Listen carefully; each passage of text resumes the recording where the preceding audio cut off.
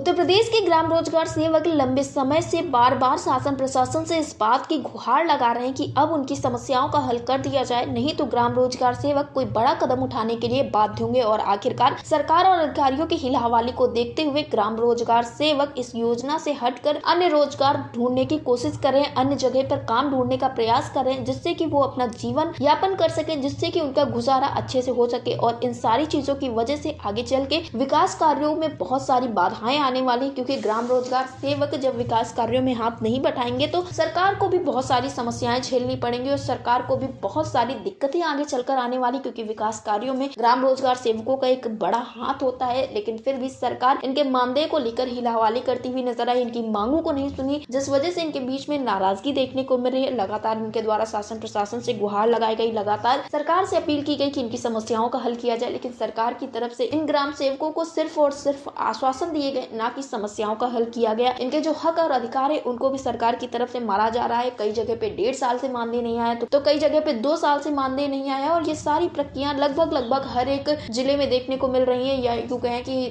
देश में जितने भी राज्य हैं उन सब राज्यों में भी कहीं ना कहीं देखने को मिल रही है। और ये समस्या सबसे ज्यादा उत्तर प्रदेश में देखने को मिल रही है, और इस वजह से उत्तर प्रदेश के जो कार्मिक है वो काफी ज्यादा नाराजगी जाहिर कर रहे हैं। और इस बीच में संगठन ने ये रणनीति बनाई है कि बहुत जल्दी बैठक करके इसके विरोध के लिए कोई बड़ा कार्यक्रम तय किया जाएगा। और अब जो आने वाले चुनाव होंगे, अगर तब तक सरकार की तरफ से समस्याओं का हल नहीं किया गया तो किसी भी चुनाव में ये जो ग्राम रोजगार सेवक है वो वोट डालने नहीं जाएंगे, एक संवैधानिक तरीके से इन सारी चीजों का विरोध करेंगे। फिलहाल इस विषय पर ज्यादा जानकारी देते हुए प्रदेश अध्यक्ष भूपेश सिंह ने क्या कुछ कहा, आप भी सुनिए। भूपेश जी, आपका हमारे चैनल अटल टीवी पे बहुत बहुत स्वागत है। धन्यवाद अटल टीवी को। भूपेश जी, जैसा कि इस बार नया वित्तीय वर्ष चालू हो चुका है और बहुत सारी बातें इस बीच में कही जा रही थी कि जब इस बार वित्तीय वर्ष की शुरुआत होगी तो बहुत कुछ नया देखने को मिलेगा, लेकिन इस वक्त पर यह भी देखने को मिला कि आप लोगों के साथ तो एक तो पहले इतना बड़ा घोटाला हुआ जो कि नहीं होना चाहिए था, लेकिन क्या इस वर्ष में आप लोगों के लिए कुछ सौगात मिली है सरकार की तरफ से?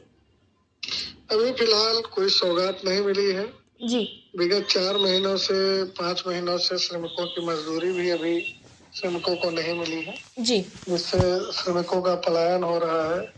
दूसरे जनपदों को, शहरों को रोजगार की तलाश में जाने लगे हैं जी, मनरेगा का कार्य प्रभावित हो रहा है जी, कार्मिकों की मानदेय की स्थिति बहुत ही दयनीय है। काफी जगहों पे काफी मिल भी गया है, लेकिन बहुत जगह पे अभी भी बाकी है। जी, कई जनपद तो ऐसे हैं जहाँ पे 2-2, 3-3 साल का मानदेय बकाया है।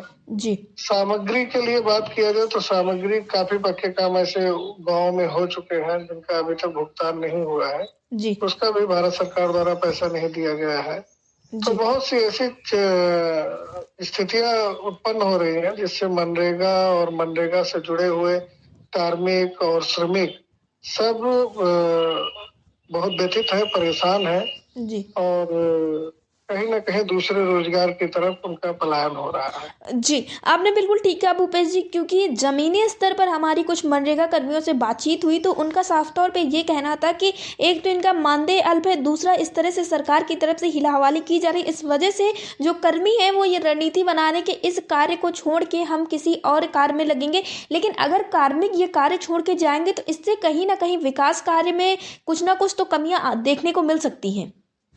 जी बिल्कुल, विकास कार्य जरूर प्रभावित होगा। गांव का जो रोजगार, गांव के जो व्यक्ति हैं, विशेषकर वो ऐसे व्यक्ति जो जिनकी उम्र ज्यादा हो चुकी है, जो बाहर जाने में असमर्थ हैं, जी, काफी ऐसे परिवार जो अपने गांव में खेती किसानी भी कर लेते थे और समय मिल करके मनरेगा में भी काम कर लेते थे, जी, तो उन सबकी स्थिति अब खराब होगी, क्योंकि उनकी खेती किसानी, जब बाहर आदमी रोजगार करने के लिए जाएगा जी, तो गांव में उनकी खेती किसानी प्रभावित होगी, वो अपना कृषि कार्य समय से नहीं कर पाएंगे। जी, तो कहीं न कहीं से जो आधारभूत ढांचा था मनरेगा श्रमिकों का और मनरेगा कार्मिकों का, तो वो टूटता हुआ नजर आ रहा है।